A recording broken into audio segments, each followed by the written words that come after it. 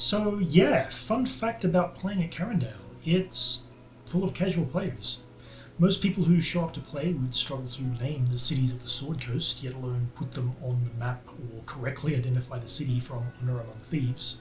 Dungeon Masters tend to be a little more savvy, but there's certainly DMs on our roster who have done most of their work in Eleanor in Season 2 or their own homebrew worlds in Season 1. Now I could address this issue by pointing you all to the established fan-built wiki, but you're casuals. You don't have time to go through all that. I mean, sure, I'll link it below, but no one's going to look at it all unless they're trying to search a specific term. Thankfully, I've been going through it all over the past 6 months, so you don't have to. You can just put this video on in the background while you're doing whatever you do when you watch my videos. Whatever, I don't judge. This video is very much aimed at would-be DMs, but players new to the Forgotten Realms or who are experts and just want to laugh at my attempts to compress decades of story writing into a 20-minute video, you may enjoy this also. So, this is Prius Tenor's Guide to the Forgotten Realms. Ed Greenwood is credited with creating the Forgotten Realms, but it's important to note Greenwood started writing all of this as early as the 60s when he was a teenager. It was published in the 80s by TSR, where it was contributed to by Jeff Grubb and Karen Martin. It's not exactly ancient history, but it did help set the standard alongside the Dragonlance setting by Weiss and Hickman, and the Greyhawk setting by Gary Gygax. If content in Faerun seems cliche at times, it's because it really is the cliche. It's the standard that today's fantasy often refers to or compares itself to. Whether that's fair to some of its predecessors, like the Greyhawk setting, is another discussion entirely. But the point is, I don't think it's controversial to say that more has been written in the Dungeons & Dragons system about Faerun than about any other setting, either from the TSR days or since the Wizards of the Coast takeover. Faerun is the setting for I don't even have an accurate number of the novels R.A. Salvatore wrote here, but it was also the setting for an entire comic series by DC Comics, a huge number of computer games, including the Baldur's Gate series and Neverwinter Nights, several games in the old Gold Box series of games. Greenwood himself wrote the Elminster series of novels, which was some 10 books. The Harpers got over a dozen books. The list just goes on. And yes, if you're looking for the setting of Honor Among Thieves, you found it. To address the first point of common misunderstanding, Faerun is a continent, not a world, although the world of Toril is frequently referred to as the world of Faerun because that's the continent where most content is set in. The world of Toril is very similar to our own. It has one moon called Selûne, and a small chain of asteroids called the Tears of Selûne that's visible from the surface. There are people on the moon called Selûnites. You can see them with a telescope. Like Europe, Faerun is the westernmost half of a supercontinent in the northern hemisphere, and Toril is pretty big, over 6,000 kilometers radius, about the same size as Earth. Days, months, years, the phases of the moon, the seasons, they all work about the same as ours. On the far east side of the supercontinent is Karatur, a land of ancestral spirits, and wise dragon overlords, and samurai. In between the two are the Horde Lands, a scarcely populated no-man's land of steppes and plains and horses. And yes, the Karatur Empire built a massive wall to keep the savages of the Horde Lands out. Yeah, TSR weren't exactly subtle in trying to ensure their fantasy world was familiar to its readers. Let's get a quick overview of the continent, and to do this, we'll use the interactive map at ForgottenMaps.com, which I've linked below. Unfortunately, most of these high-resolution maps only show Faerun, not the Eastern Kingdom, so I couldn't use variations like these for Wild Anvil. To the far west is the Sword Coast, which is where most of the big names of D&D are. Not the characters, although they can certainly be found here too. No, I mean the cities. Neverwinter, Waterdeep, and Baldur's Gate are the three best known cities in probably D&D, period, in just about any other context. And they're all right here on the Sword Coast. Just west of here are the Western Heartlands, which is like a forested wildland where you'll find elves and fae, but also bandits and thieves and the headquarters of dark cults like the Zentaro. Over here in the middle is the Sea of Fallen Stars. It's separated from the Sword Coast by the High Forest and the Plains of Standing Stones. And frankly, you could run a full caravan-themed campaign of 10 weeks or more just on the Black Road linking these two lands. Right down here is the Shining Sea, which is usually pirates galore, but in our campaign I've had the Arcane Eye step in and provide some much needed stability. We have enough pirate regions already. Up here to the north is the High Ice. Technically this is just the glacier above the Plains of Standing Stones, but I've heard the term used for the entire frozen North Tundra. We will switch back to World Anvil to take a look further east. The Sunrise Mountains and the Endless Wastes over here are the far eastern edge of most maps. Right through here are the Horde Lands and the Lake of Gubor Nor, where dragons rule.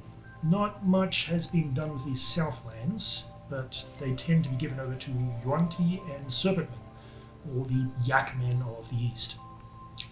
Although there is Belawir down here, which is a halfling city on the south coast. Far to the east are the lands of Karatur, and you can see they didn't even try to hide the inspiration from the landscape. Very little, if anything, has been done here in 5e, although the interesting point is that Gary Gygax was on the design team, the same man who gave us the Greyhawk setting of the 70s. Before we dive right into each of the factions, I'm going to have a quick chat about the Faerun timeline. The so-called Age of Humanity in Faerun began 4,500 years ago, when the empires of elves and dwarves began to decline, and the empires of humans began to dominate the lands. One of the first of these human empires was Nether, which was the empire that destroyed the Weave and killed the goddess of magic. The first time, I think. It definitely wasn't the last. Poor Mistra. She's been killed off more times than I can think of. Flying Netheril cities have returned in recent years, and their liches and wizards have warred with the central powers as they try to re-establish their old authority. Many Faerun calendars date their years using Dale Reckoning, which is a date system centered around the history of the Dale folk in the old elven empire of Corminthir. They erected a standing stone to commemorate the alliance between the elves of Corminthir and the humans of the Dale region on year 0. Guildfall occurs in the year 1485, so there's a ton of history since this stone was put up. It was destroyed by the Drow in 1374, just over 10 years before the Spell Plague, and it was reconstructed 50 years after that, yet remains standing today. The Age of Humanity ran until the mid-14th century. It's followed by the Era of Upheaval. This was predated slightly by the Time of Troubles in 1358, where several gods were forced to walk the prime material plane. This set off a chain of events that began the Era of Upheaval with the Spell Plague in 1385. This was where Mistra was killed again by Cyric, god of murder, causing the Weave to destabilize. Entire sections of the world of Toril got thrown out into other dimensions, several gods were killed or imprisoned, depending on who you ask, as Rodeus became a god around here, and many major characters were killed, including the original Blackstaff Khelben Blackstaff and friends of Elminster and Drizzt Do'Urden. The Underdark got severely wrecked, including Underhome, city of Gold Dwarves, and several secret or guarded cities like Silverymoon lost their protective enchantments. A storm of blue fire swept over the land, mutating whatever it touched. This was all a big reset in the D&D lore, coinciding with the release of the 5e rule set, and it still serves today as a kind of explanation for what happened to this or that character from ancient times who was supposed to be immortal. Until an author at Wizards of the Coast decides they somehow survived, then we can just assume they got nuked by the spell plague. The era of upheaval ended with the coming of the modern age. In Faerun canon, this occurs in 1490 and is marked by no particular event, which is really weird because it's not like there's nothing that happens around this time. Most published 5e adventures occur in the lead up to this moment. I thought that was a boring era transition, so I recorded happening at 1485 or 1486 to coincide with Guildfall and the War of the Seeds, and I shift a couple of dates around this event to get everything kind of lining up around here.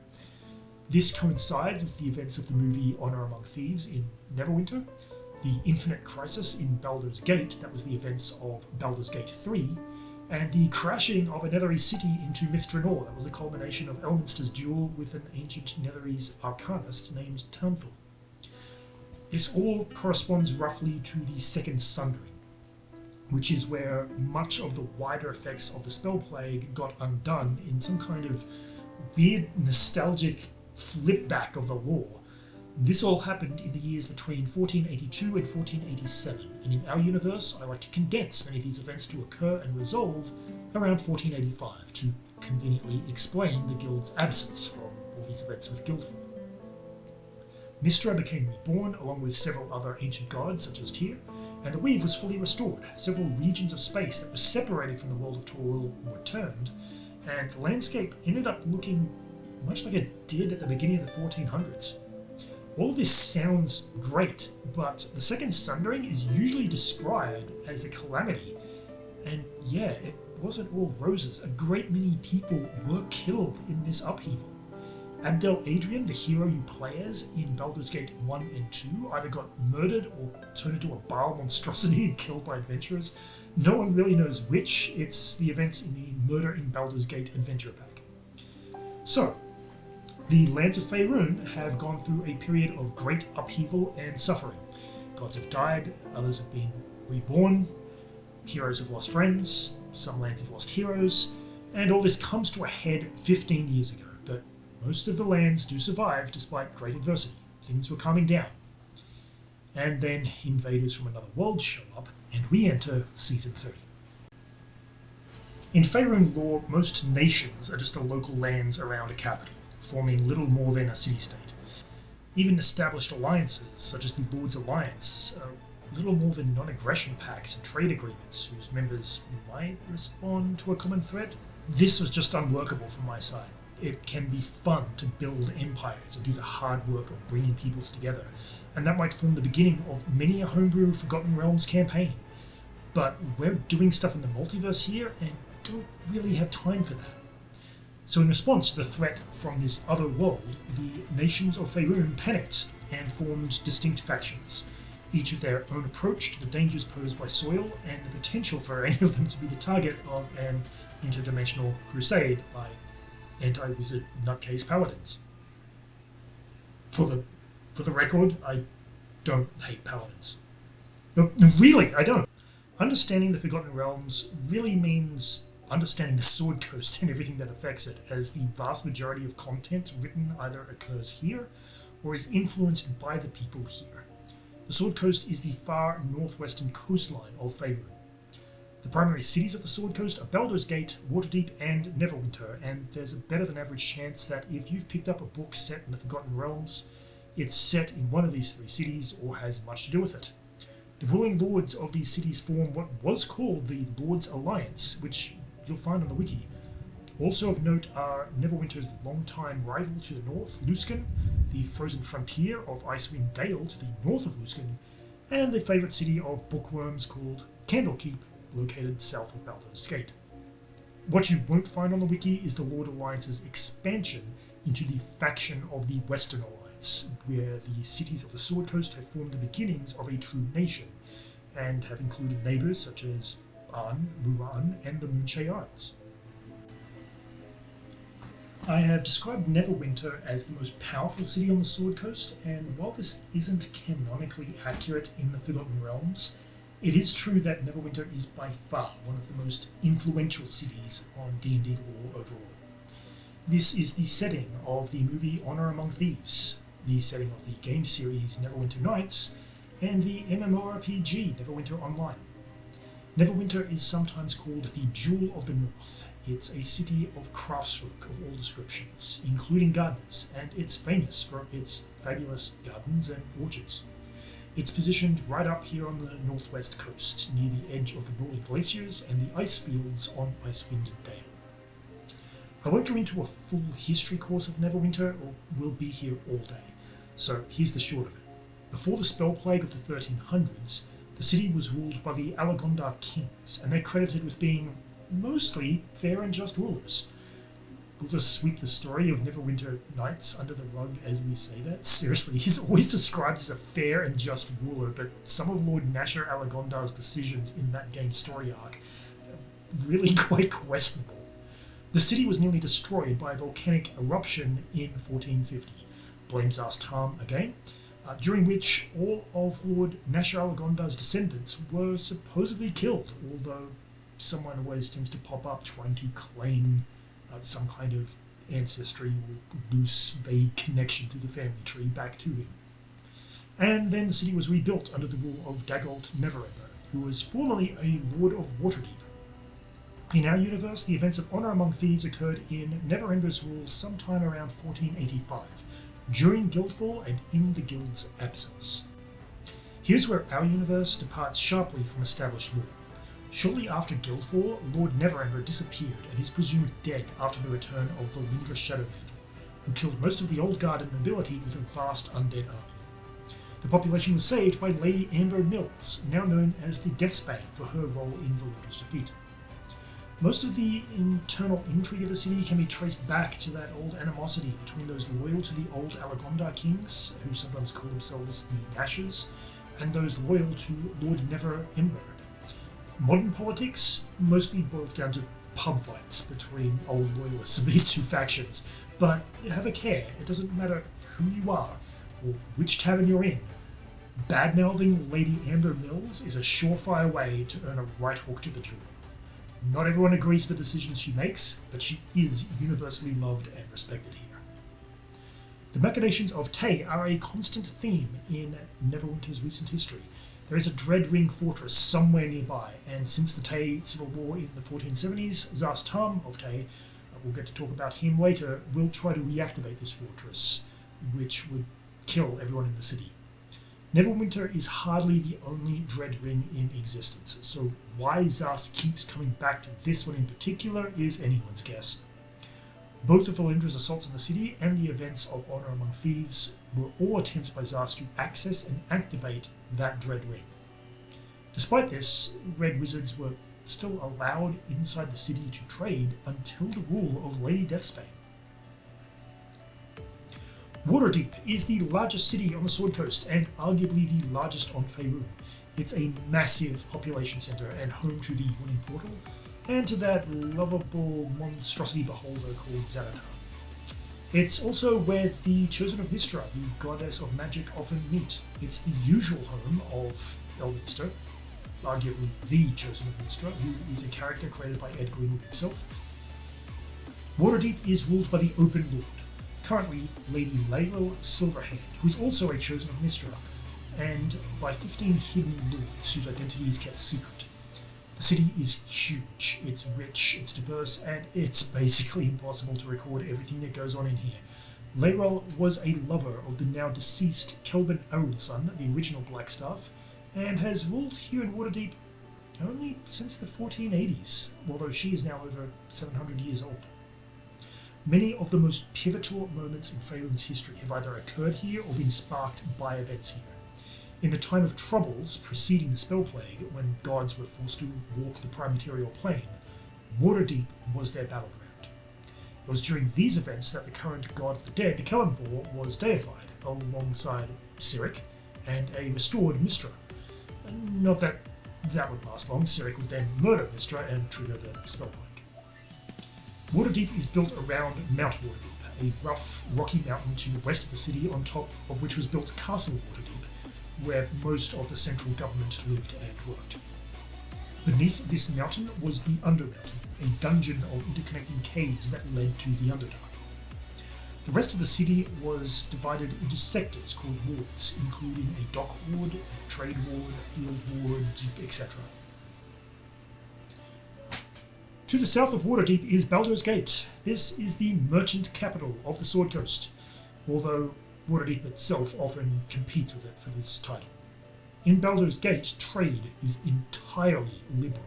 So long as you don't break any laws in Baldur's Gate, you are allowed to sell what you possess with no restrictions and few taxes. The city was mostly funded by gate tolls, and the gate system can be complex and corrupt. Because of the liberal nature of trade here, Red Wizards from Tay do have a substantial presence where they sell magical artifacts and items in bulk to merchants who will then swear they were created by Elminster himself when they on-sell them to nobles in Neverwinter. You'd think the Merchants Guild would be a powerful force here too, but it's actually banned in Baldur's Gate to attempt to promote competition. Not to say it doesn't exist, it just has to operate in secret. All the Infinite plot that was the story of the game Baldur's Gate 3 canonically occurred in the year 1492. In our universe, it occurred in 1485. Guildfall. It conveniently helps explain the guild's absence. Baldur's Gate is ruled by a plutocracy, the Council of Four, although its usual spokesperson is the Grand Duke Ulder Ravengard.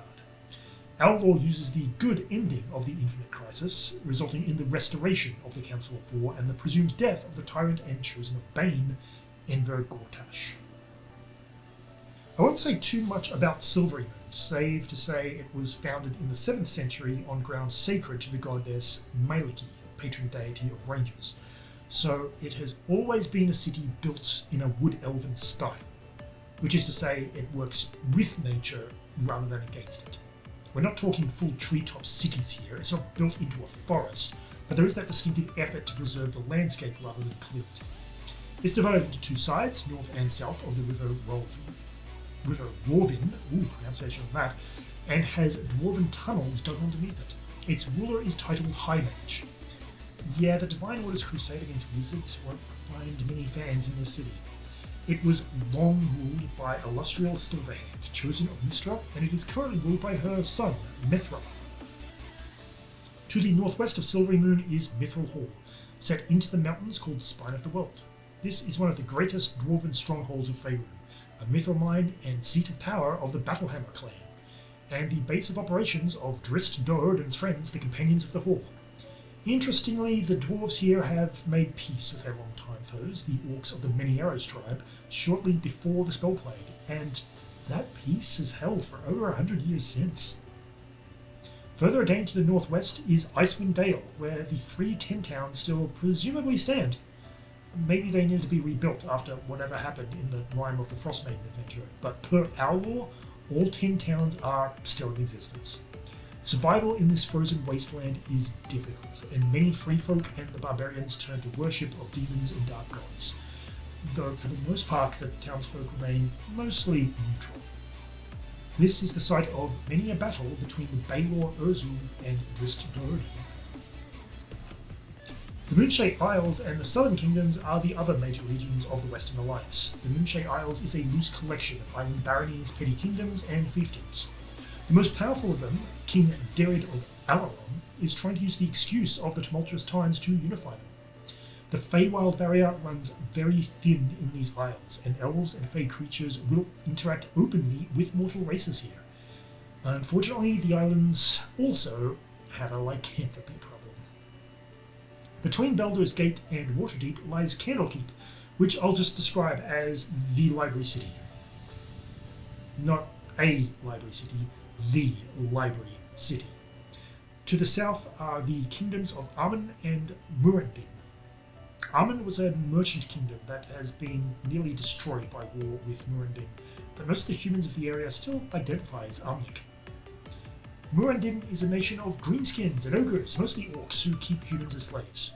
They honour strength in all forms, not just combat, and will free slaves who prove their worth. My general advice when making content here is to not sweat the details, but not be too ambitious. If If you want to do something in a city environment, for instance, Waterdeep and Baldur's Gate are huge, and there's no reason you can't explain away a long-standing building that doesn't actually belong in lore yet, as, well, no one from the Little Warriors ever actually saw this before. The Sword Coast is also multicultural, vast, and diverse, so there's a place here for just about any type of adventure or bastion or other setting you can think of. But if you want a city under threat, you've got to come up with an answer to what were the Chosen of Mystra doing at this time? Why is Elminster just letting your Red Dragon burn the Jewel of the North? The faction known as the Central Powers is centered around the city of Cormyr, the land of the Purple Dragon. Cormyr is the home of the Purple Knights and the War Wizards. The Purple Knights are a typical elite knights that would be at home in any Arthurian myth, while the War Wizards are the typical product of a people that distrust the arcane but are willing to train those few trusted and able to wield it. The War Wizards are advisors and sages, and they have no qualms at all about using mind magic to measure the loyalty of Cormyr troops. If you travel to Cormyr as an outsider, it is illegal to walk with a weapon not peacebound, which is wired into its sheath, or to practice magic of any kind except in self-defense. It is also illegal to resist a War Wizard's attempts to manually scan your mind. It is an oppressive society, but it's still generally good, and corruption or a failure to perform one's duties is not tolerated among the officers and nobility. Cormyr is led by Queen Raedra, and has been pretty much since Guildfall. She is 41 years old. Her father and brother died fighting the forces of Thultenthar, which is the same flying city that crashed into Mithranor. More on that in a moment. She's a fast friend of Lady Amber Mills of Neverwinter. She is unmarried. She famously executed her first husband for treason when learning he was a follower of the dark goddess Shar. To the northeast of Cormyr is the elven nation of Corminthir, which for much of the past 700 years has been ruled and controlled by fiends and demons, invading Drow or Zentaran death worshippers. In 1377, just before the Spell Plague, Elsevel Miritar captured the capital Mithranor, the elven city of Song. It was more recently destroyed in 1485, when an ancient flying city of the Empire of Netherese crashed into it, causing the elves to flee to Semberholm, another ancient elven stronghold. But in our lore, Mithranor is slowly being rebuilt with the help of the dwarves of the area and of the Little Warriors. Further east are more sparsely populated kingdoms and the beginning of the barbarian realms of the northeast. Most of these nations have been historically Thay's closest trading partners, but the wealth typically just goes to the rich few merchants willing and capable to send wares further west. Impiltur and Damara are two such nations who threw their lot in with Cormyr and have attempted to resist Thay's recent attempts to expand their influence. The nation of Impiltur bears special mention here. Impiltur has long been plagued by battles with fiend worshippers. The national religion favours concepts of devotion and sacrifice, so Tyr is very popular here. But while the people are welcoming of worshippers of any benevolent religions, and even worship of dark gods is permitted in private, fiend worship is strictly forbidden, and the witch hunts can be savage. In recent years, nature worship has fallen into decline, as the good name of deities such as Sylvanus has been tarnished by ignorance. Most people of the nation tend to the concepts of law and good, but this reputation isn't without flaw. A former paladin and emperor of the nation has become a Death Knight, and today guards the entrance to the citadel of Tay. Cormyr is a classic Arthurian-style setting, complete with knightly orders, Merlin wannabe, war wizards, witches and witch hunts, coconuts,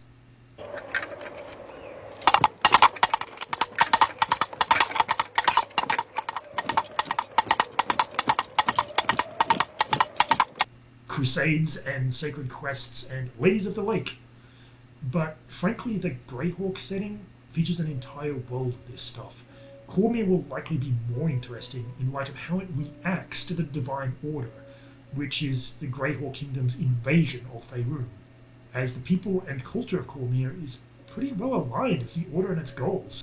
It's not really clear what Queen Raedra will do if forced to choose between the traditional Faerun allies and these newcomers. By comparison, the barbarians are a bit more of a blank slate. And now we come to the fun part. Tay is the home of the infamous Red Wizards. You know, the bad dudes in red that show up just about everywhere in anything connected to Faerun, conduct dark rituals, try to kill everyone, and somehow get let back into trading magical items next decade so they can do it all over again. Thankfully, they have a habit of being rolled by random packs of adventurers. They really are the Daleks of the Forgotten Realms setting. So, anyone for dodgems? Exterminate! Exterminate! They're led by a council of lichens called the Zulkir, who represent each of the schools of magic. The head of the council is Szar's Tam, the Zulkir of necromancy, who recently won absolute power in a brutal civil war in the 1470s. Szar's ambition is to rule over a world of the dead as a god, and he's typical of the people of Tay.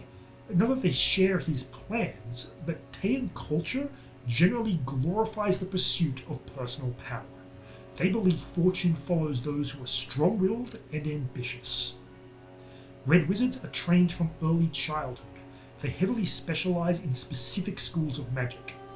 But it's a mistake to think they all blindly and loyally assist Szar in his quest for total domination.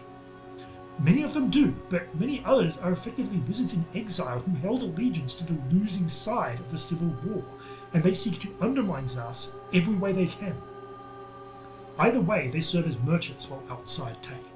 While it's well understood that all Tayans aim to consolidate their own power and they are distrusted wherever they go, they are still some of the best craftsfolk of magical items across Faerun, and their knowledge of ancient artifacts and where to find them is immense.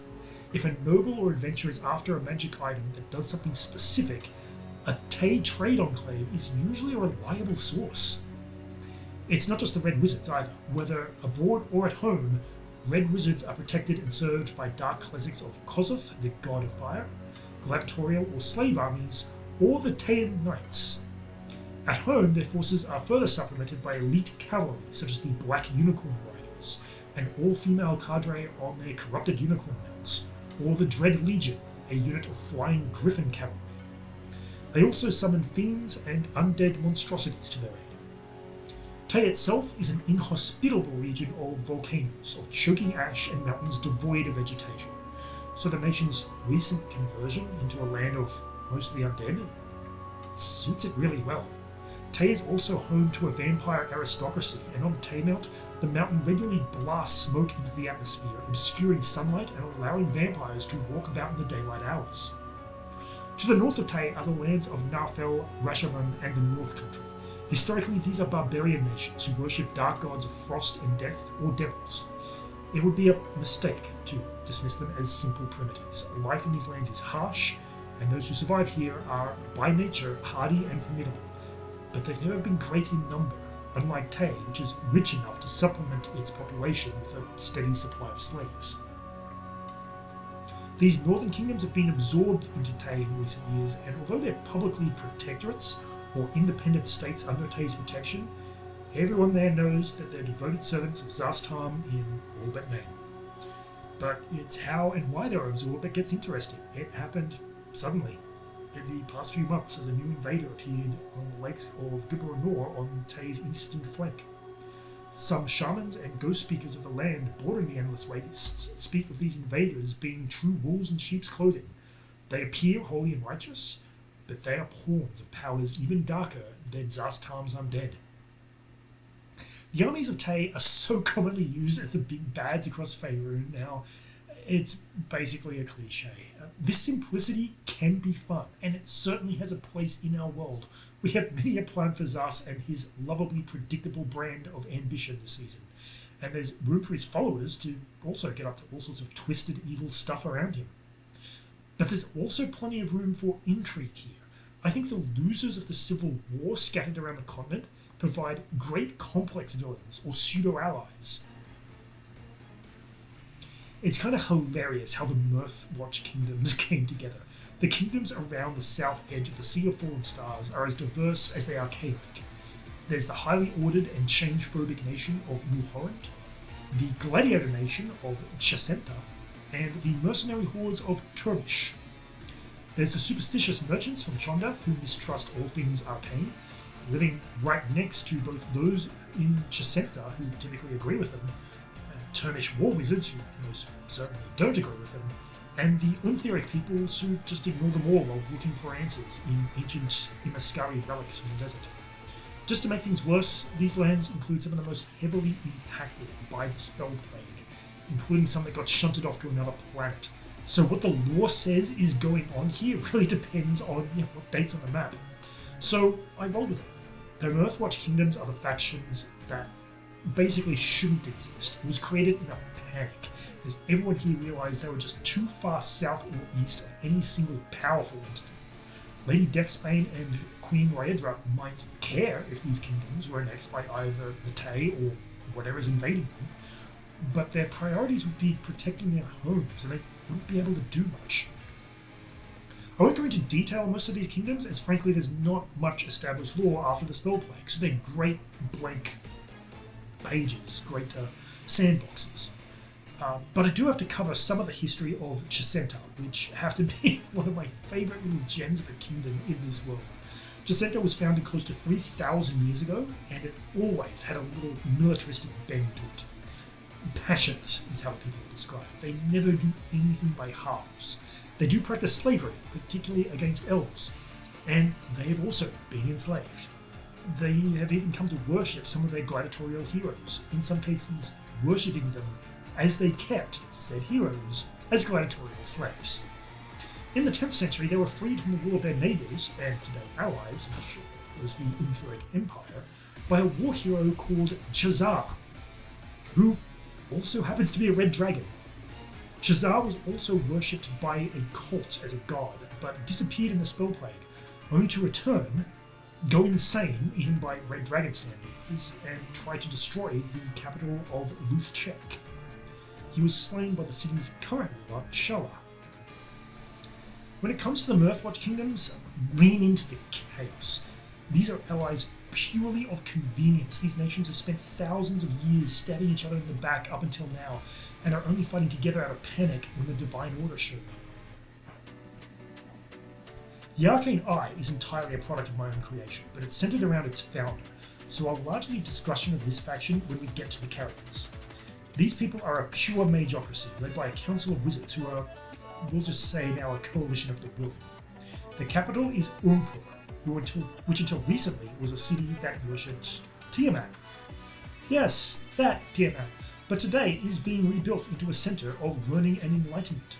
Most of the palaces and universities of the place are just redecorated temples of the Dragon Queen of Chaos. The Karatura Empire is clearly inspired by Asian culture and history, particularly of China, although there are samurai lording it up in this place called Totally Not Japan.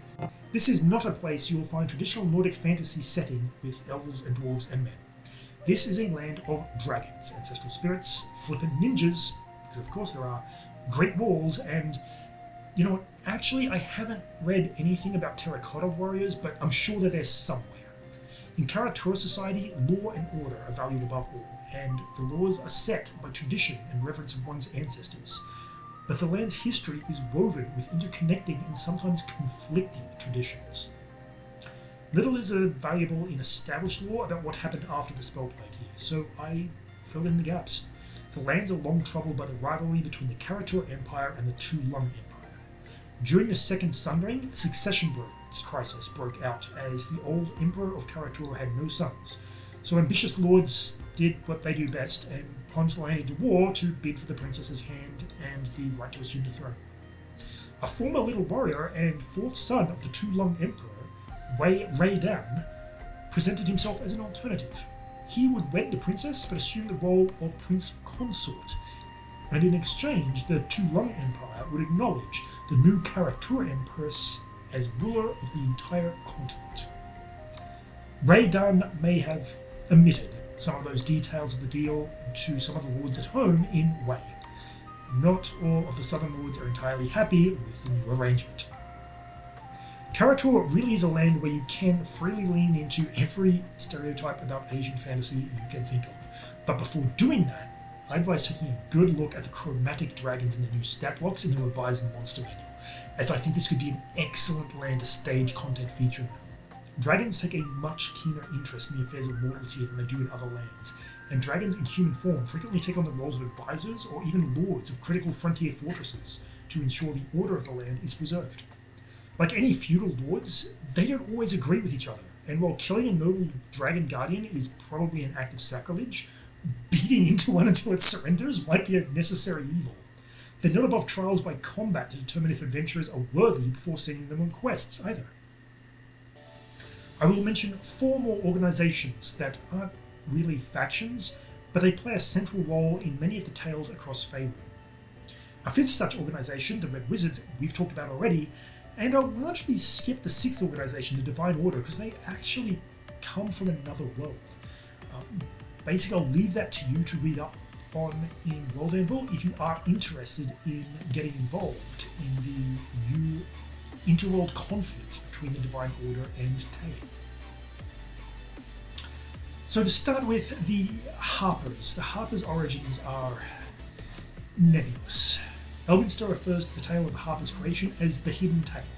In most established Faerun lore, it was established in the elven city of Mithranor when leaders in Corminthir began working with human rangers of the area around the 4th century in Dale Reckoning. The Harpers at Twilight, as they were then known, took as their leader Lady Steel, a wizard called Dathlu Mistwinter, and her family crest, a silvery harp between 2 crescent moons, is still often used by Harper members today. It was reformed in the 8th century to combat the Army of Darkness that swept across most of the Old Elven Empire in an event called the Weeping War. And though the Harpers' victory was Pyrrhic and Lady Steel was killed and the elves driven out of their capital, the Harpers would ultimately be victorious, and they would reform to be a secretive organisation of elite spies and agents scattered across Faerun in a structure that mostly survives to this day. The wizard Elminster has long had much to do with the Harpers, as an advisor and a somewhat honorary Harper himself. He led the Harpers through much of the 11th century. Today it's led by Storm Silverhand, who we'll discuss in more detail shortly. I haven't changed much of the Harper's history, save to say that many of its members, particularly Elminster and those who liked to jump between worlds, were of course former Little Warriors, whose tokens have been disabled by the events of Guildfall. However, the Harper's first focus has always been on protecting the innocent and opposing tyranny, specifically in Faerun, rather than the multiverse as a whole. They have little to no presence in the continent or empire of Karatur. I've also taken advantage of some of the more mysterious aspects of Harper history to let the Little Warrior's own history fill in the blanks. Yeah, that hidden tale of Elminster's? Basically, that's the tale of Lady Wintergreen's visit to Mithranor 1100 years ago, which conveniently lies right on a mysterious event in Eleonora called the Exodus. Most Harpers aren't going to know a Little Warrior shield token when they see one, but the elves of the Old Empire sure will, and so will Elminster and other chosen of Mystra. In opposition to the Harpers are the Zentarim, the Black Network. This is the closest thing to a world-spanning criminal organisation Faerun has. In public, it operates as a mercenary company, although few outside the Mirthwatch kingdoms will hire them openly, as the Zentarim have earned a truly sinister reputation. You see, while most of their daily dealings are about establishing control over thieves' guilds and criminal underworlds, at the upper echelons, the Zentarim are a death cult who worship gods of murder like Bane and Cyric. The Zentarim are led by one of Elminster's greatest foes, the wizard Manchun, who employs liberal use of clones to prolong his life.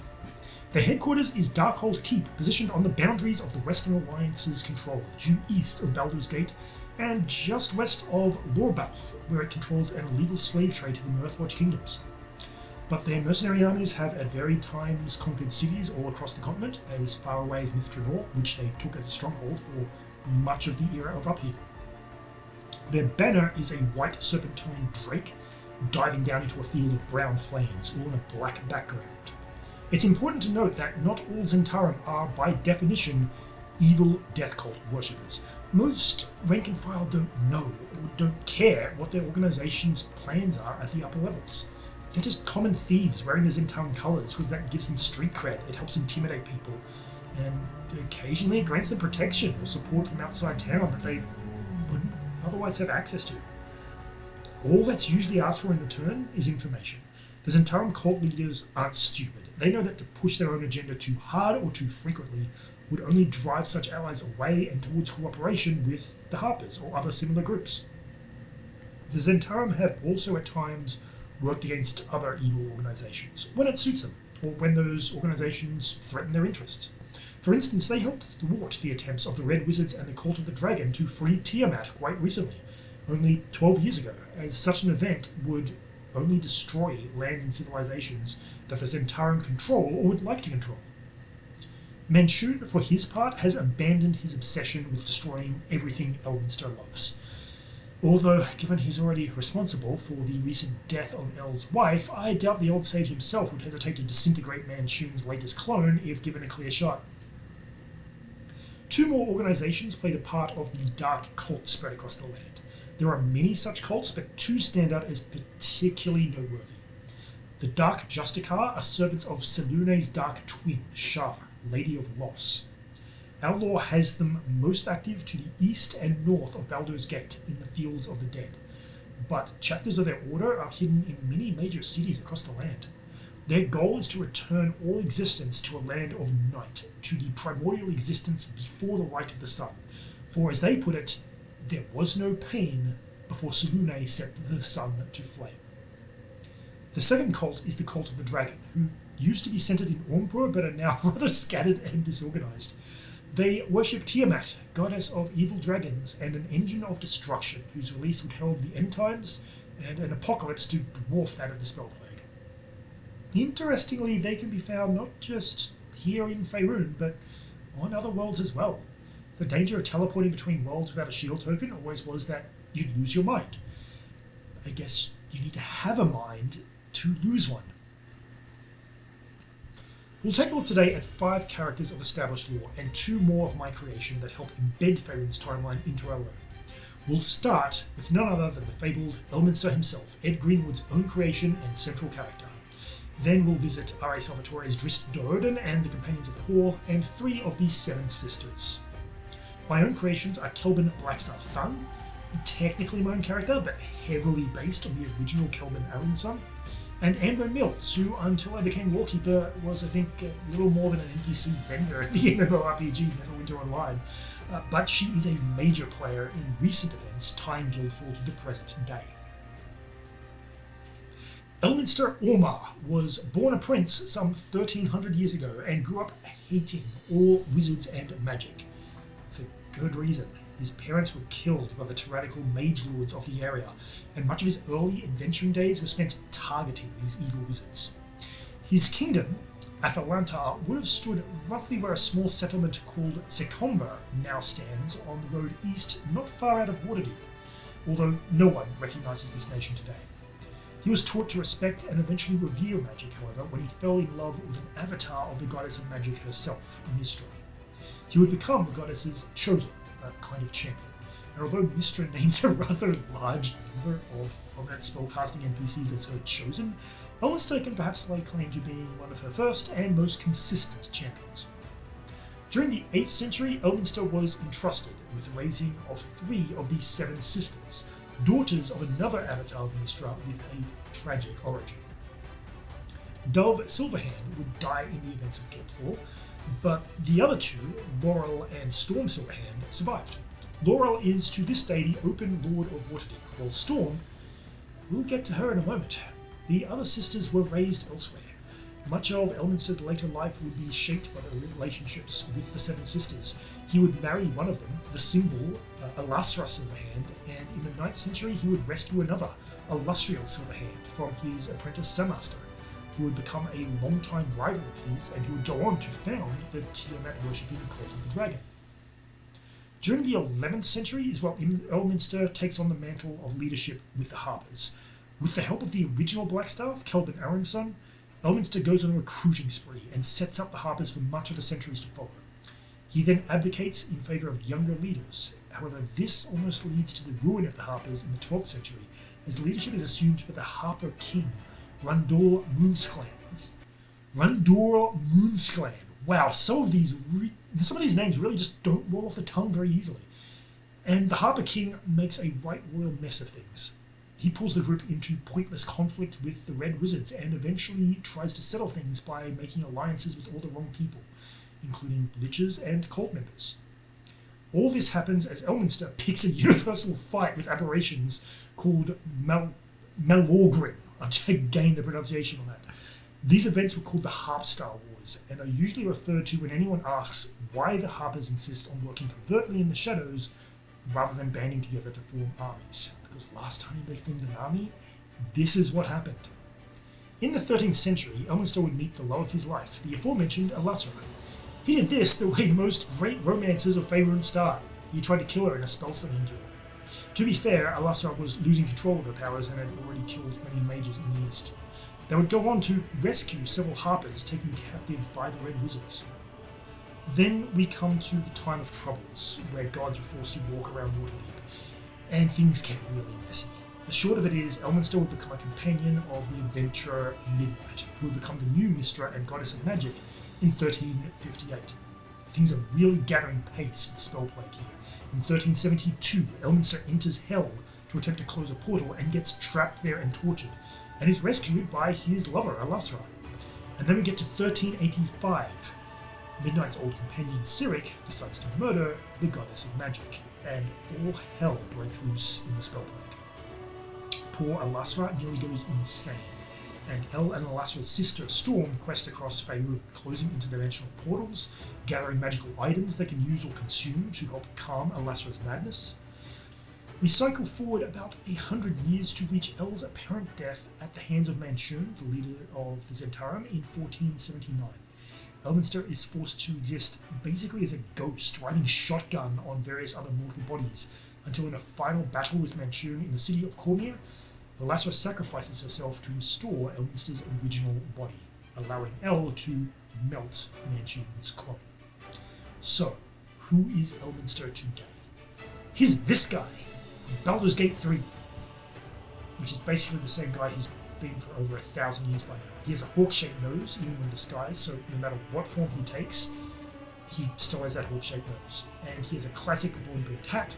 He shows up frequently in adventures, gives advice, and disappears, only to reappear to congratulate everyone and leave us wondering why he didn't just take care of whatever calamity we just averted himself. Behind his wry smile and his ever-smoking pipe, what we find is a tired old man in pain. Elminster has just recently lost his lover, Alustriel. He still has some of the other Seven Sisters as companions, particularly Storm, and his tower in Shadowdale, which is over in the Dale Lands near Mithranor, where the story of modern humankind really kicked off in Faerun. Today, he resides either in his tower or over in Neverwinter, where he checks in regularly on Lady Amber Mills, who intrigues him to no end. In our lore, I have established Elminster as a former little warrior and a companion of Lady Wintergreen in ages past. Wintergreen was old when El was young, so we can expect the two to connect over how to deal with their shared pain that comes with their immortality. He also has descendants to look in on. We saw one of them, Simon, in the events of the movie Honor Among Thieves, and in our lore I do have Simon survived the destruction of Neverwinter in 1486. Elminster has retaken the oath and possesses a working shield token. Storm Silverhand's section will be relatively brief. Storm is mostly known for her affiliation with Elminster, and most of her stories intertwine with his. A Stormer Silverhand, more commonly known as Storm, or the Bard of Shadowdale, is the leader of the Harpers, and an apprentice and something of an adopted daughter of Elminster. Although El struggled to really raise Storm, she was flighty. She escaped, for want of a better word, as she was shortly after captured and enslaved. She lived a good portion of her early life as a slave in South Faerun, where she danced in bazaars and festivals, until she stole a flying carpet to return to Elminster's tutelage. She would then join her sister Dove as a harper in the 11th century, where she would be involved in the Harpstar Wars and the rebuilding of the Harpers afterwards. In the 14th century, she would help her sister Alustriel unite the peoples of Silverymoon and become its High Mage, before settling down in Shadowdale, which prompted Elminster to build his tower there and settle himself to keep watch over her. As the leader of the Harpers, Storm had placed herself in direct opposition to Manchun and his Zentarum, and made herself a very public target. Sadly, the 14th and 15th centuries would be difficult for the Seven Sisters. Storm would lose first her eldest sister, Sailune, who died defending El's tower from a trio of dragons, and then the spell plague struck, Storm would survive, but lose much of her powers and her singing voice, and ended up caring for Elminster while El cared for Alustriel. Towards the close of the 15th century, Storm would lose Alustriel in the battle with Manchurian Cormier, and then lose Dove in battle near Mithranor against the forces of the returned Empire of Netheril. Today, Storm remains leader of the Harpers. She is tall, over 6 feet 2 inches, with silver hair that reaches down to her knees and blue-grey eyes. She is described as the merriest of the Seven Sisters, and she is much more impulsive than most. She is an utterly merciless foe to the Zentarum or those who directly threaten Shadowdale, her friends, or her family. As a storm sorceress, she is immune to non-magical lightning. But, as we can see from her history, she is not exclusively a force of destruction, anything but. She's frequently left tending for friends afflicted mentally. She cared for Elminster and Alustriel as they struggled with the effects of the spell plague, and she's currently in Waterdeep with her sister Laeral, caring for the Earth Wizard Mordenkainen, whose mind was shattered by him doing something rather rash in a battle with the vampire Strahd. But that's a tale for another day. Storm possesses an old shield token, now broken. Her sister and El's wife Alustriel is dead, and the Little Warriors weren't there when she called for their help. It will take much to rebuild that old trust. I was tempted to add Laeral Silverhand, the Open Lord of Waterdeep, and Alustriel Silverhand as the third and fourth character to explore here, but we are pressed for time, so I'll be compressing both their tales into a bit of a shortened form. Laeral is the sister who stayed behind when Storm and Dove left El to lead the Harpers. And it's wrong to say Laeral didn't do much. She racked up a kill count of liches in the 9th century, but the point is most of the rest of her deeds are tied to her assisting either Els or Storm, or the original Khelben Blackstaff, who was her lover before he died just before the spell plague.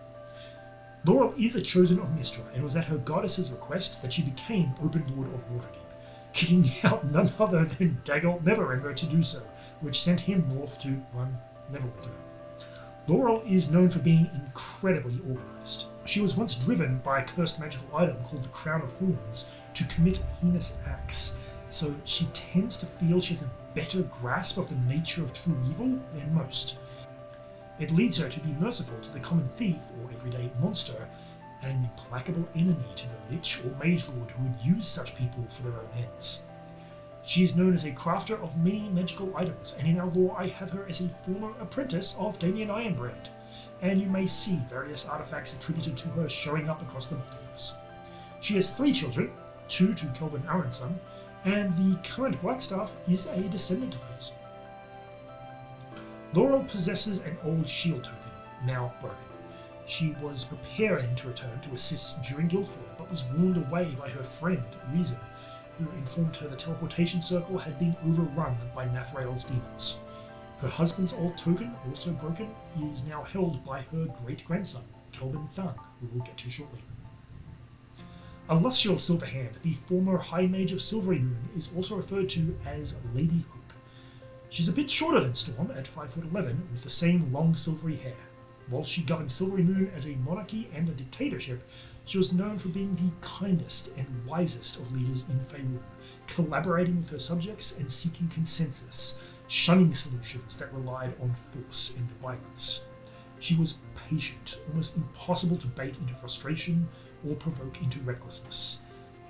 Is this reminding everyone of anyone in particular? Yeah, this was the easiest lore port ever. In our story, Alustriel Silverhand is an apprentice of Lady Ruby Wintergreen. I have here in my notes, just play her as Wintergreen take 2, except she's a wizard. Historically, Alustriel's early tale would be tragic. She was trained with and served with the Harpers from a young age, but in the 9th century, that's about 600 years ago for those keeping track, she would meet and fall in love with Elminster's apprentice, Sammaster, who would later become a terrible enemy and the founder of the Cult of the Dragon. By the end of the century, they would split, not amicably. Sammaster was turning manipulative and domineering, and his studies were turning towards dark necromancy. 10 years later, Sammaster would return to attack Alustriel. I actually don't know what his goal was here, kill her and raise her as a banshee bride, but he failed. Alustriel's sisters and Elminster showed up, and Sammaster was left for dead. As fate would have it, Sebmaster was not, of course, dead, but the two would not meet again. His cult would frequently target her and attempt to avenge his death, however. Alustriel would rule Silverhand in his High Mage, at first in disguise as a figure called Elue? Not sure actually what pronunciation is there, but by the 13th century she had shed this disguise and ruled openly. She established the Ladies' College of Magic, which taught not only the control of arcane powers, but knowledge of its past in an endeavour to ensure that wizards of today do not repeat the mistakes of their predecessors. Alustriel has many sons and daughters, to many fathers. It is important to remember she's also over 700 years old, so it's not like she takes and discards husbands, she just sadly outlives them, even elven lovers, and goes on to outlive many of her children.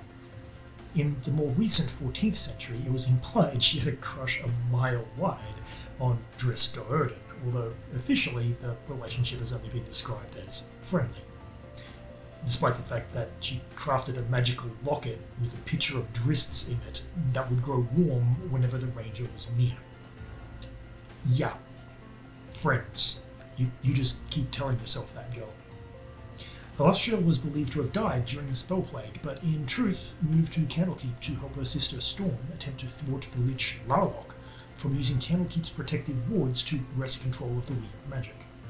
She was in Candlekeep when Guildfall happened, and was forced to protect the city from Valindra's undead army as their main force sacked Neverwinter. She's currently somewhere else. Wintergreen says she's safe, and that's all the information our Guildmaster will divulge on the subject. Alustriel possesses a working shield token. You may see her in the Guildhall. Indeed, she helped Wintergreen build many of the waterways and canals that connect Tankiri Bay to the southern rivers of the Empire. Where do I even start with Drizzt? Well, in the Underdark, in the drow city of Menzoberranzan, is where his tale starts. But as was famously pointed out by his friends, Drizzt never called Menzoberranzan home. Drizzt's father, Zaknafein, would teach him to fight, and Zaknafein's quiet defiance and refusal to accept the worst of drow culture would teach a young Drizzt the beginnings of a concept of honour that was most undrow-like and unbecoming of a devout follower of the drow goddess Lolth. Drizzt began his career by trying to convince his drow companions to spare a life every now and then, if only to take a message of dread back to their homes rather than leave yet another corpse that served no purpose.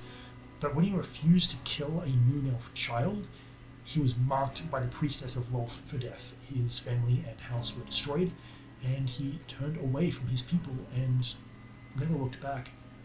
This all occurred in the beginning of the 14th century. Drizzt is, by the standards of his people, quite young, at today only 204 years old. He wasn't even 100 when the spell plague struck. Drizzt is actually pretty short, at 5 feet 4 inches. Like most drow, he has dark skin and long, thick white hair, but his eyes are soft lavender rather than the typical red. He carries an onyx statue of a panther, Guinevere, who is his companion. Gwyn takes on her full panther form and accompanies Drizzt on his adventures, but she must rest as a statue frequently. On reaching the surface, Drizzt was tutored as a ranger under service to the goddess Meliki.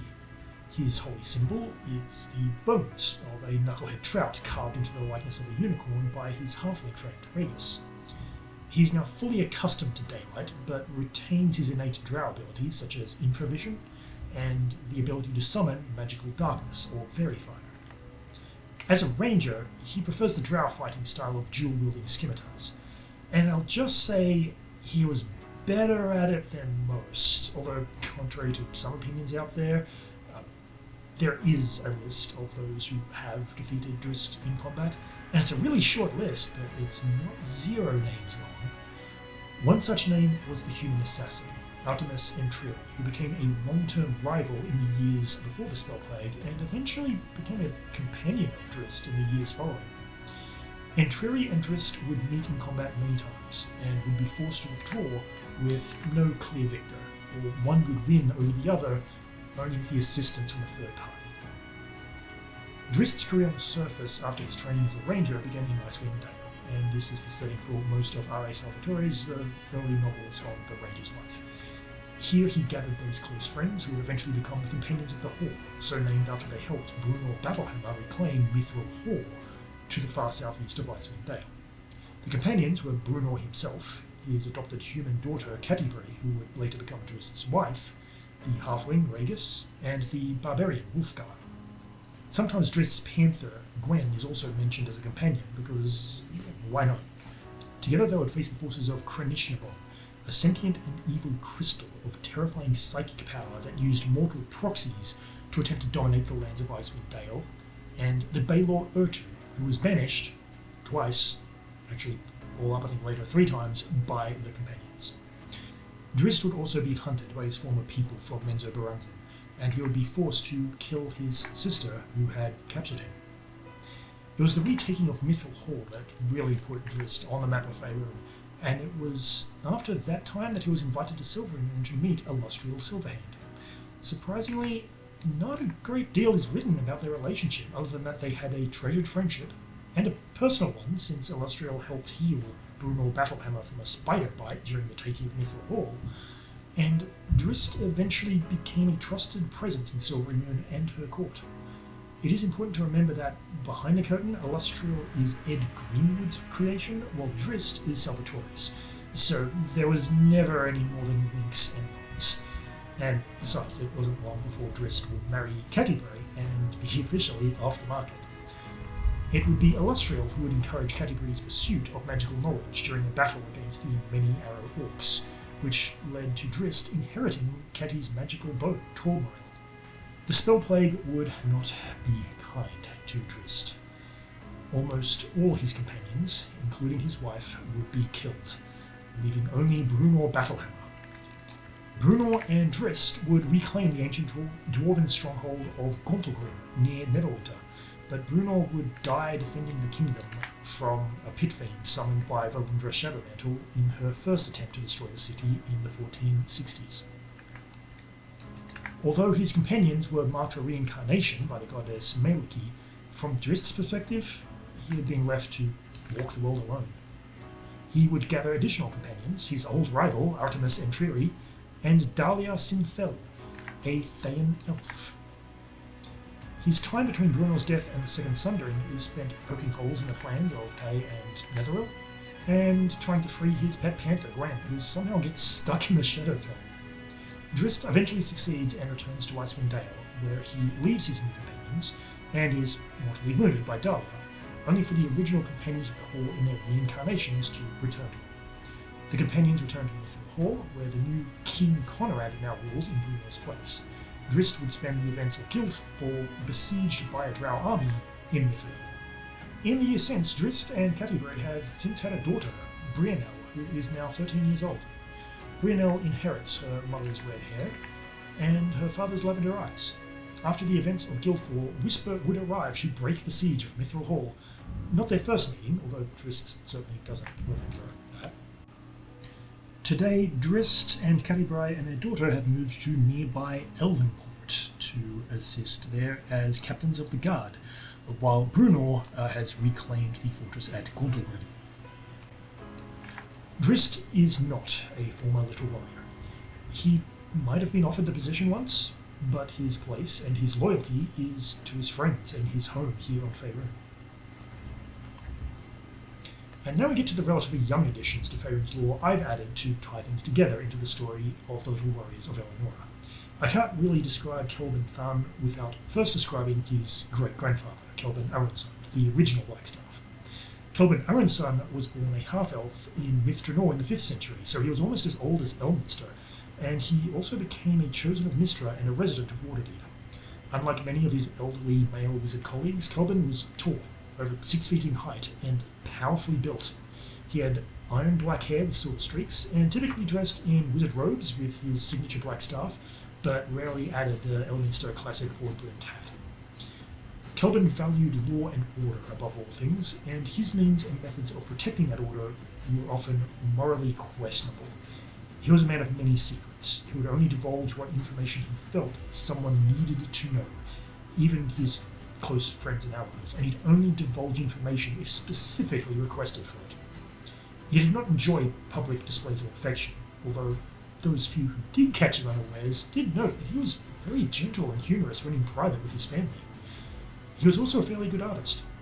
Speaking of his family, his wife was none other than Laeral Silverhand, who would become Open Lord of Waterdeep. This is a relatively new development, though. Before the spell plague, Laeral and Khelben lived in Blackstaff Tower, built in the Castle Lord in Waterdeep. He had 2 children with Laeral, and then he died in 1374, just before the spell plague, restoring the city of Rymanthin, the hidden city of hope. So the title of Blackstaff passes through his apprentices and family, and 100 years later ends up in the hands of his great-grandson, the relatively young, at 40 years, Khelben Thun, who looks like the spitting image of his predecessor, just without the silver streaks in his hair. In public, Khelben acts the part of the Blackstaff the same way Arunsan did, but in private, this is a 40-year-old man faced with taking on the legacy of a legend. Khelben often acts much older than he is because he feels that's what's expected of him, not because he feels comfortable doing it or because he thinks it's right. The fear of being unworthy or incapable of facing the pressures of the position weighs heavily on him. This was only made worse after Guildfall, when he received a premonition of the worlds of the multiverse aflame, as all the peoples everywhere fought over a precious new resource, soil, which would allow teleports to teleport between planes of existence without the protection of a shield token. In response to this vision, Khelben demands to be given free access to all libraries in Candlekeep and access to the hidden city of Rymanthin, and when his great-grandmother Laeral refuses, he teleports the old Blackstaff Tower, the entire tower, away from Waterdeep and to a new home in Aumar. He single-handedly defeats the local forces of the Cult of the Dragon, sends Semaster, yep, that guy, apprentice of Elminster himself, packing, fleeing across the multiverse to his new Dark Masters, and establishes a new order in the city, the Arcane Eye. Khelben rapidly begins expanding research into soil, how to obtain it, ideally without killing anyone, and how to best use it. And now he's run out of time. Forces from another world have arrived, and although they say they're here to destroy Tay, they've sent forces further west to kill or abduct other wizards and friends of Khelben's. The Arcane Eye's agents appear on most other core worlds in our setting, and they're rarely up to good. Khelben Tan, in his panicked rush to figure out what was going on, did not take the time to properly examine those who would take up leadership positions in the Arcane Eye, particularly those who establish outposts on other worlds. Without Khelben's direct oversight, those leaders had acted with greed or blind zeal, or in some cases, inexplicable cruelty. Back on Faerun, however, Khelben has helped the little warriors scout the lakes of Gurur-Nor, where the Divine Order from Earth now establishes a beachhead under the command of Lady Luxana. One final tale of Khelben's, which is a sad one. Earlier in his research, he was approached by a half-fae from the High Forest near Waterdeep, another former little warrior by the name of Daphne Skiphoof. Shortly after, Khelben was seen raiding Tay outposts looking for any notes or research of their own they had on the topic of soil, while Skips fled with the aid of Elminster and arrived on a farm on the distant world of Cosmos. Khelben refuses to talk about Skips other than to say he hopes she's doing well.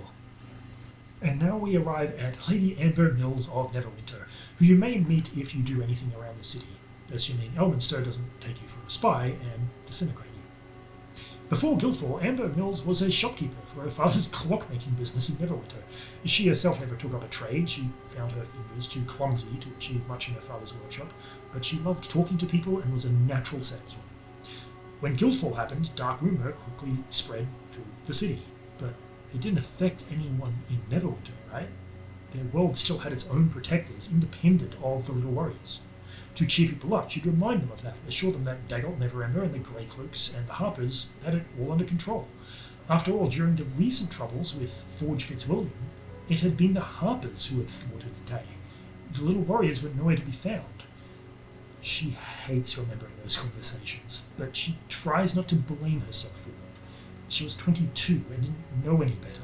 She'd never even seen a little warrior. let alone been in a position to understand the pivotal role they played in saving Neverwinter in the Siege of 1479, or the Ashmadi Assault of 1463, or the volcanic eruption of 1451, or the Spell Plague of 1385, etc. She'd heard of them, and heard they'd always be there when Neverwinter needed them most. Then, in 1486, Valindra's Shadowmantle reappeared at the gates with a vast undead host. My allegiance lies with Neverwinter. Slay these mortals and bring their skulls to my tower. The distress call of Amber Mills through her father's old sending stone to a communication post in Eleonora is now the stuff of guild legend, and would go on to play a pivotal role in the decisions of Briac Sunfist in the lead-up to the return of Whisper. Can anyone hear me? My name is Amber Mills of Neverwinter. We are under attack. Valindra's forces are too strong. My father's dead. The general. Well, everyone's dead. Valindra's won. I can't believe I'm saying this, but Valindra's won. There's nothing we can do. If anyone can hear this, send help, please. So, Neverwinter was destroyed, and nearly everyone in it was killed, including, presumably, Lord Dagal Neverember. But you'll note there's no sign of Valindra Shadowmantle either. According to Lady Mills, a little warrior showed up out of nowhere and single-handedly destroyed Valindra's army, but everyone in the city knows she's just being modest. The little warriors didn't even have their shield tokens rebuilt yet. No, in a sign of divine favour, it was Lady Mills herself, now known as the Deathsbane, who vanquished the undead threat and allowed the people of Neverwinter to survive and rebuild. Yeah, no, it was Whisper. Lady Mills has grown to accept that no one will believe her story and just rolls with it. She's now a seasoned leader and diplomat and is willing to use her reputation to her advantage. However, unjustly, she may have acquired it. Just as Whisper had warned her, the early years of rebuilding after Valindra's army was defeated weren't easy. King Bronor Battlehammer, Lady Alustriel, and Queen Raedra were wonders. They all would have died several times over if not for the help of their neighbours. But the plagues and attacks from the Orcs and Ogres and Dark Justicar, the assassination attempts from the Zentarum who tried to take advantage and establish Neverwinter as their outpost, it was relentless. Lady Amber Deathsbane Mills is now a 37-year-old human female, slender of stature, standing barely 5 feet tall, with brown hair, dark eyes, and a pale complexion. At Elminster's insistence, she wears a cloak of protection at all times, as she's not strong enough to wear much more than a basic breastplate when she rides aboard. But she does ride aboard. Despite repeated attempts to kill her, she refuses to hide behind walls and guards and holds court with her people in the open square. Those around her usually take this as a mark of her faith, and another sign that Sarune or Helm or someone up above is watching out for her. But if you ask her, the reason is more pragmatic. This is Neverwinter. It has survived for 1,000 years on the blood of its heroes. And as one kindly old dwarf named Briac once told her when he was buying a new timepiece from her shop 25 years ago, heroes have this little immortality thing going. Whenever one of them dies, another is ready to step up and take their place. I hope you've all enjoyed this crash course on the lore of the Forgotten Realms, and this really was a crash course. It's barely the tip of the iceberg. If anything here has piqued your interest, I encourage you to look up further details on the wiki, or just ask me in Discord.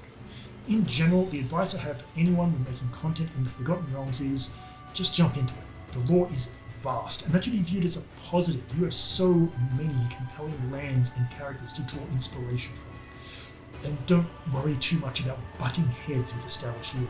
Because there's just about every type of story imaginable out there, there's usually a way to make any desired setting or background work with a little tweaking. My name is Sean Ryan.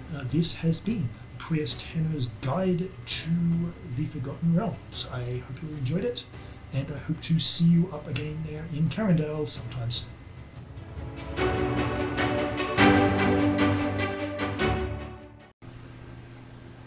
Zenk Yanda from Honor Among Thieves was a paladin.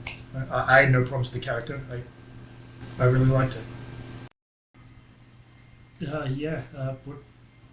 What did I say in the intro? 20 minutes? 20 minutes.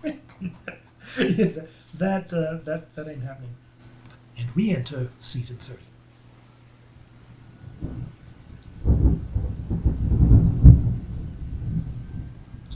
for that thunder.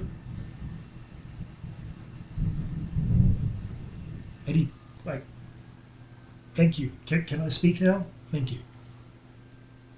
Steel Brightblade, one of my favourite characters from the Dragonlance settings. Hell, even Briac initially was a paladin, well, very nearly a paladin. Easily could have been a paladin.